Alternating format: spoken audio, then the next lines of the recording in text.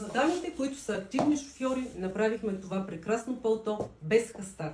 То е изработено от вълнен плат с примес на полиестер, който го държи така, че да не се мачка и му придава допълнителна мекота.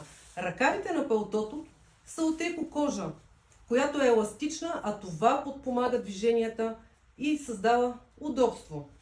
Чопчетата са направени също от екокожа, но вътре са подплатени с стабилен трикотажен хастар, за да е топличко, когато ги използвате. Трикотажен хастар имаме също и в ето тази част от вътрешната страна на палтото, а ципът е метален и стабилен, като издържа на много отваряния и много затваряния.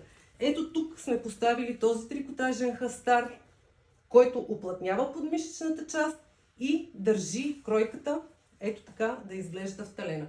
Палтото е подходящо за дами с добре изразен бюст, добре изразена талия и силно изразен ханш. Т.е. подходящо е за дами тип круша. Чао и до нови други такива прекрасни модели!